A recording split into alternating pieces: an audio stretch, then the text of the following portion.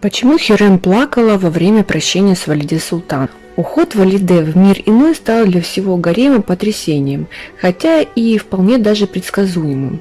Ее оплакивали все – слуги, рабыни, члены султанской семьи и даже Хюррем Султан. Долгие годы Хюррем Султан вела непримиримую борьбу с Валиде. Она то пыталась получить ее милости и заручиться ее поддержкой, то открыто объявляла о своих недовольствах и начале войны. Казалось бы, этому противостоянию никогда не наступит конец. Но однако в итоге все изменилось, и изменилось не потому, что Хюррем сумела добиться своего интригами и упорством, а потому, что Валиде наконец-таки увидела чистую любовь и преданность Хюррем к своему сыну. Болезнь падишаха, внезапная и неизвестная, тут же расставила все на свои места. Айше Хафса Султан своими глазами увидела, кто на самом деле друг, а кто враг. Потом Хюррем носила траур из-за болезни сына и Сулеймана.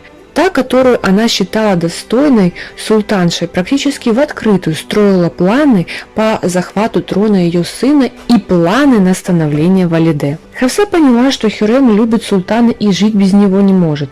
Яд она уже заказала. Именно Валиде приказала перевести детей Хюррем во дворец Хатиджи для их безопасности. Именно Валиде беспокоилась о состоянии здоровья Хюррем. И даже после выздоровления Сулеймана их тенденция в улучшении взаимоотношений сохранилась. Наконец-таки Хюррем смогла получить благосклонность Валиде по ее собственному желанию. Теперь ее союзником была самая сильная и властная женщина гарема. Но, к сожалению, радость была недолгой. Валиде слегла, а в скором времени и вовсе отправилась в мир иной. Разумеется, что Хюррем оплакивала свою свекровь. Только-только их отношения наладились, только Валиде ее признала, только сама Хюррем начала прикипать к ней всем сердцем, как женщина ушла.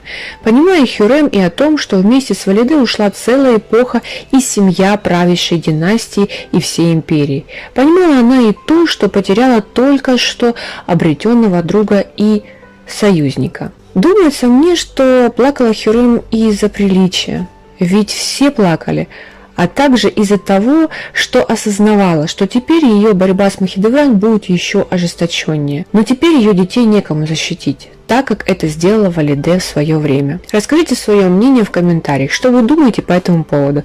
Обязательно подписывайтесь на наш канал, ставьте пальчики вверх и не забывайте нажимать на колокольчик, чтобы не пропустить наши видео. С нами будет только интереснее.